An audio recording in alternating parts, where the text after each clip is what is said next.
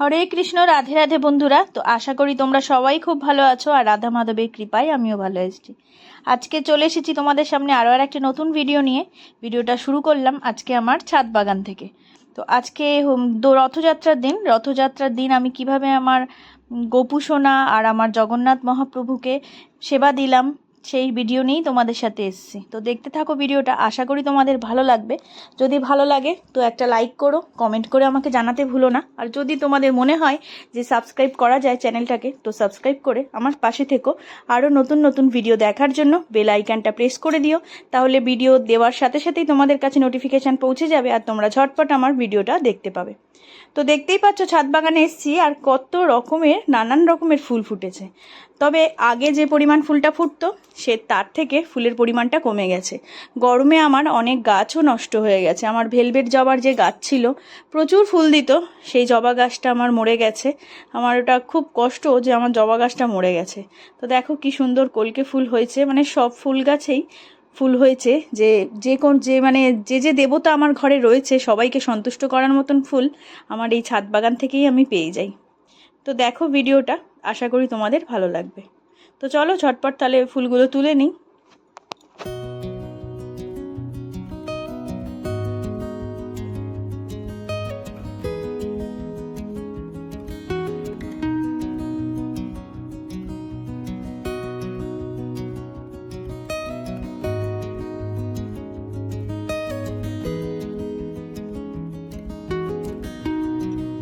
দেখো এইটুকুনি ফুল পাওয়া গেছে আমার ছাদ বাগান থেকে। এইটুকু ফুলই আমার কাছে যথেষ্ট, যে সব রকমের ফুলই মেলানো মেশানো আছে। আর গাছের ফুল দিয়ে পুজো করতে সত্যি খুব ভালো লাগে। আর আজকের আকাশটা দেখো, মেঘগুলো যেন সেই পেঁজা তুলোর মতন ভেসে বেড়াচ্ছে। এত সুন্দর ওয়েদার ছিল রথযাত্রার দিন। মানে দুপুরের পর হয়তো বৃষ্টি হয়েছে, কিন্তু দুপুরের আগে পর্যন্ত দেখো আকাশটা কত ভালো লাগছে।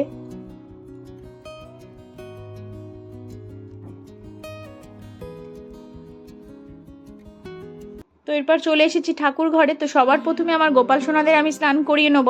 তার জন্য স্নান পাত্রে স্বস্তিক চিহ্ন এঁকে নিয়েছি, নিয়ে আমার গোপু সোনাদেরকে স্নান করাবো। তাই জন্য একটু স্নান পাত্রটা সাজিয়ে নিচ্ছি। আর আমার যে প্রত্যেক দিন যে আমাকে টগর ফুল দেয় এক কাকিমা, সেই কাকিমা ফুল দিয়ে গেছিলো গোপাল সোনাদের জন্য। তো সেই ফুল দিয়েই আমি আজকে স্নান পাত্রটা সাজিয়ে নিলাম, নিয়ে আমার সব গোপাল সোনাদের আমি এক এক করে বসিয়ে তারপর স্নান করাবো। দেখতে থাকো তাহলে গোপাল সোনাদের স্নান তোমরা। কত মিষ্টি লাগছে দেখো আমার মিষ্টি সোনাকে আর পান্তুয়াকে।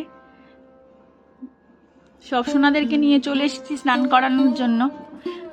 আর ফুল দিয়ে ভাবছিলাম ওদেরকে একটু সাজিয়ে দেবো, ওদেরকে কানে গুজে দেবো, কারোর মাথায় দেবো, কিন্তু মোটেই টগর ফুলগুলো ওরা রাখছিল না, পড়ে যাচ্ছিল খালি বারবার। তা অনেক কষ্ট করে আর কি সাজিয়ে তারপর ওদেরকে স্নান করানো হয়েছে। দেখছো কেমন পড়ে যাচ্ছে। সাদা ফুল সত্যি যতই ফুল থাকুক না কেন, সাদা ফুল এত ভালো লাগে ভগবানকে সাজালে। আজকে বিশেষভাবে কিছু পঞ্চামৃত করে আমি স্নান করাতে পারিনি, তাই আজকে একদম পরিষ্কার শুদ্ধ জলে আমি অগরু আর গোলাপ জল আর তুলসী পাতা দিয়ে স্নান করিয়েছি, আর একটুখানি চন্দন দিয়েছিলাম।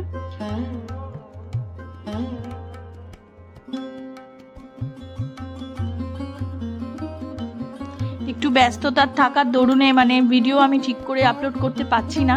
তো তোমরা আমার পাশে অবশ্যই থেকো। চলো, ওং নমো ভগবতে বাসুদেবায় নমঃ, ওং নমো ভগবতে বাসুদেবায় নমঃ, ওং নমো ভগবতে বাসুদেবায় নমঃ। এই মন্ত্র উচ্চারণ করতে করতেই আমি আমার গোপাল সোনাদেরকে স্নান করিয়ে নিচ্ছি।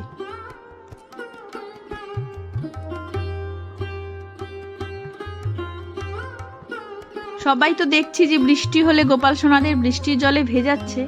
আমি এখনো বৃষ্টির জলে ওদেরকে ভিজাইনি। আমি এটাই ভাবি, ওরা তো ছোট বাচ্চা, আমার ঘরের বাচ্চাকে কি আর আমি বৃষ্টি হলে যত গরমই পড়ুক বৃষ্টিতে ভিজতে দেবো শরীর খারাপের ভয়ে? তো ঠিক সেই কারণে আমি গোপাল সোনাদেরকেও বৃষ্টিতে ভেজাইনি। তাই জন্য ওদেরকে আমি একটুখানি বৃষ্টির মতন করে জলে স্নান করালাম।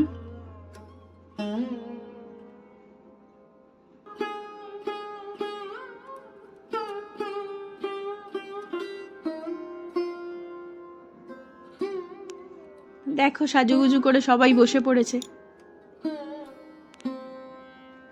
তো এইবারে ফার্স্টে আজকে রাইসোনাকে স্নান করাবো।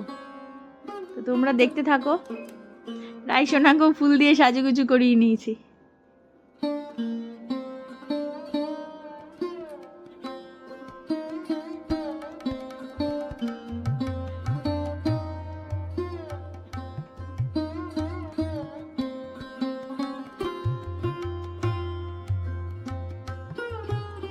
রাইসোনার স্নান হয়ে গেছে, সাজুগুজুও হয়ে গেছে। তো এবার আমি আমার গুবলু সোনাকে নিয়ে চলে এসেছি স্নান করাতে। ওকেও একটুখানি ফুল দিয়ে সাজিয়ে দেবো, দিয়ে ওকে স্নান করাবো।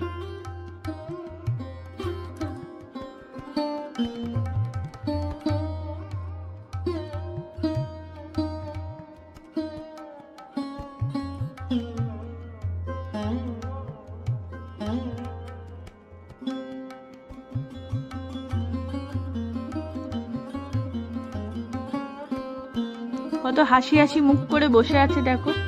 মানে আজকে ওরও ইচ্ছা আর কি, ও রথের সাথে এবার বেরাবে, ভাবছে রথযাত্রা আমিও রথ টানবো, এরকমই ব্যাপার আর কি।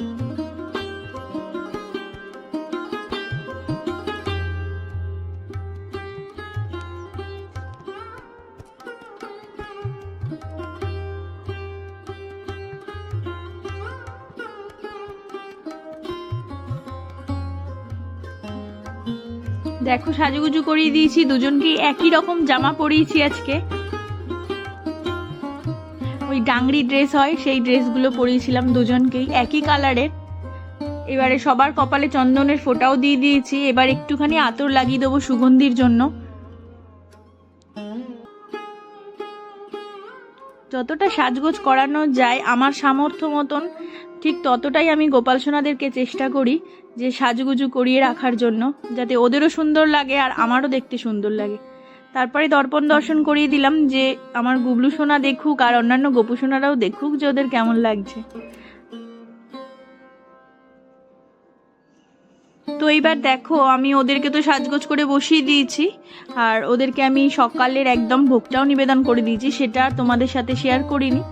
তো তারপরে আবার আমি আমার জগন্নাথ মহাপ্রভুকে স্নান করাবো, তো তাই জন্য জল নিয়ে নিয়েছি আর পঞ্চামৃত নিয়ে নিয়েছি, আর স্নান পাত্রের মধ্যে স্বস্তিক চিহ্ন এঁকে নিয়েছি। নিয়ে এবার মহাপ্রভুকে তার জায়গা থেকে আমি স্নান পাত্রে নিয়ে আসবো।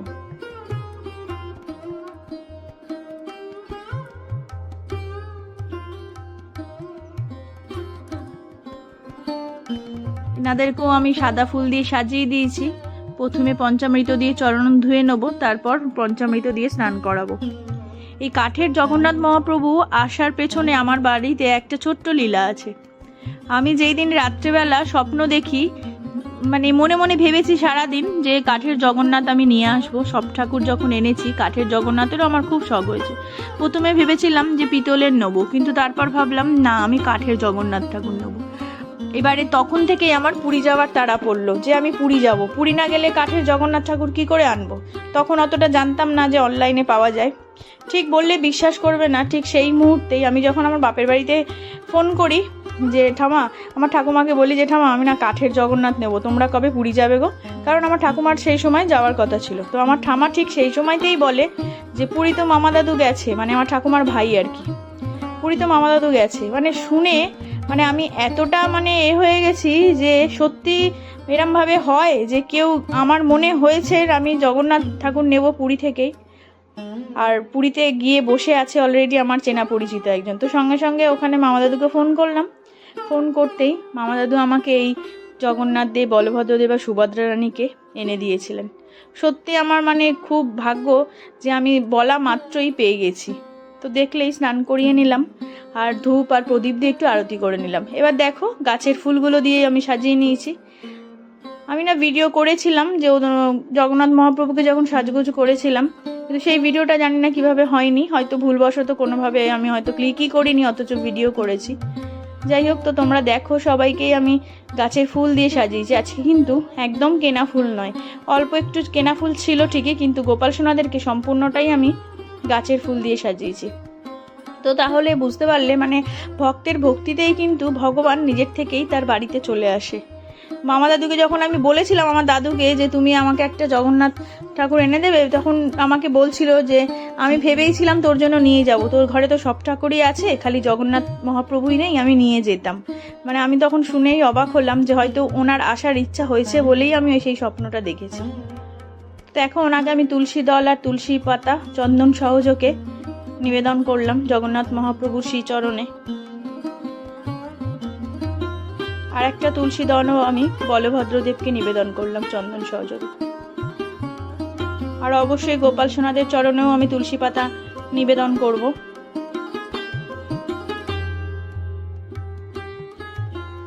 আমি অত মন্ত্র জেনে পুজো করি না, মনের ভক্তি দিয়েই ভগবানকে যতটা পারি সেবা দেওয়ার চেষ্টা করি।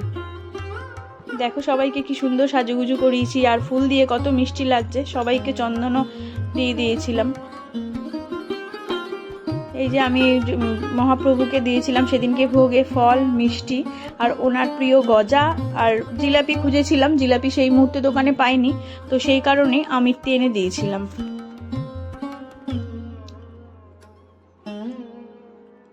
তো তোমরা এবার আরতি দর্শন করো।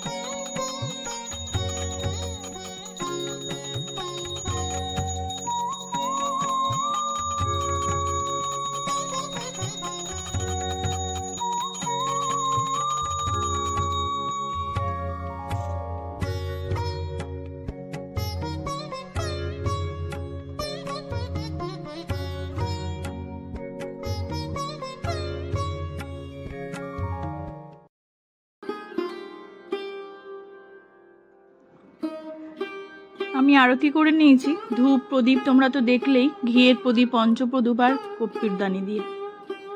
তো এবার হাত জোর করে আমার জগন্নাথ মহাপ্রভুর কাছে আমি ক্ষমা প্রার্থনা করছি, যদি আমার পুজোতে কোনো ভুল ত্রুটি হয় যেন উনি আমাকে ক্ষমা করে দেন, এই বলেই আমি নমস্কার করলাম।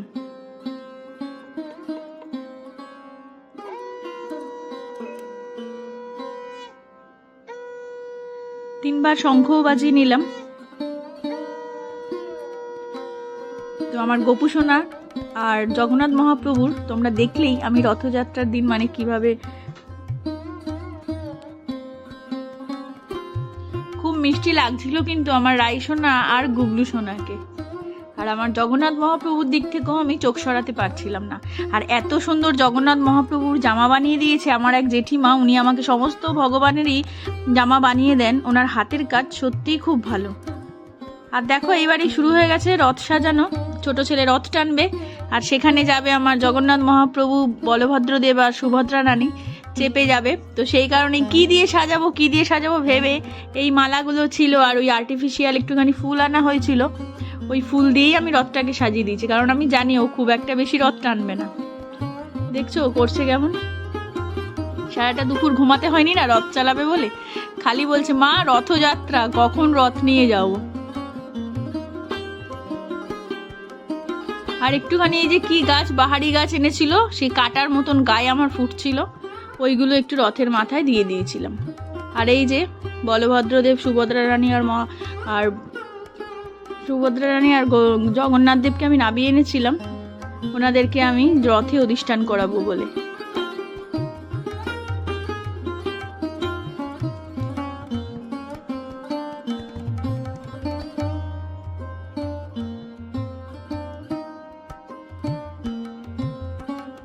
রথটা হয়তো ওনাদের জন্য একটু ছোট হয়ে গেছে, আর একটু বড় রথ হলে মানে ভালো হতো। তাও মানে ওনারা কষ্ট করেই আমার এই ছোট্ট রথে বসে যে যতটুকু সময় আমার ছেলে নিয়ে ওনাদেরকে ঘুরিয়েছে ততটুকুনিতেই ওনারা সন্তুষ্ট হয়ে গেছেন। দেখো আমি এইভাবে বসিয়েছিলাম, কেন যেহেতু ছোট্ট রথ ওনাদেরকে পাশাপাশি একদম বসানো যাচ্ছিল না, তাই জগন্নাথ দেব আর বলভদ্রদেবকে পেছনে রেখে আর মাতা সুভদ্রাকে আমি সামনে রেখেছিলাম। তারপরে রথের মধ্যে আমি একটু ধূপ আর প্রদীপ দেখিয়ে দিলাম।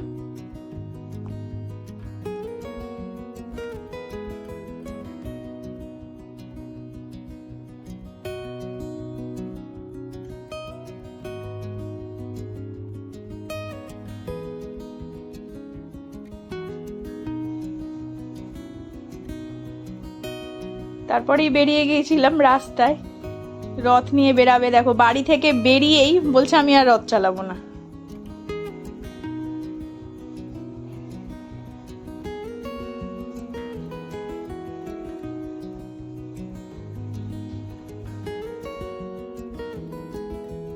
আর দেখো আমাদের সাথে আর একটা রথে গিয়ে বেরিয়েছে আমার গুবলু সোনা। ও বেরাবে রথে, দুই ভাই মিলে দুজনকে নিয়ে বেরিয়েছে। আমার বড় ছেলে গুবলুকে নিয়ে যাচ্ছিল, আর আমার ছোটটা ওই যে রথ টানছে, আর সাথে আমিও ছিলাম। ও রথ টানিয়েছে কম, চাগিয়ে নিয়ে গেছি আমি বেশি। মোটেই রথ চালাতে চাইছে না, রাস্তা তো সেরকম খুব একটা ভালো না, ওই কারণে ও রথ চালাবে না। এই যে সবাই রথের দড়ি টানছে।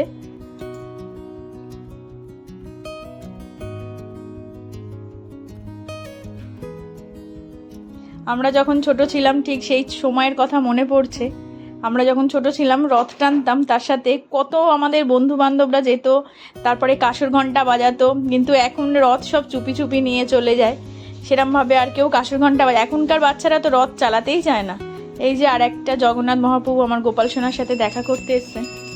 এই যে আরও একটা রথ, একদম অল্প চালিয়েছি রথ।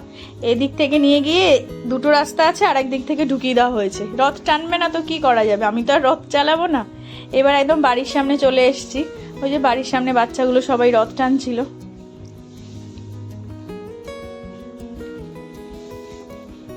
আমাদের কত মজা হতো এই রথের পয়সা দিয়ে, লুচি আলুর দম হতো।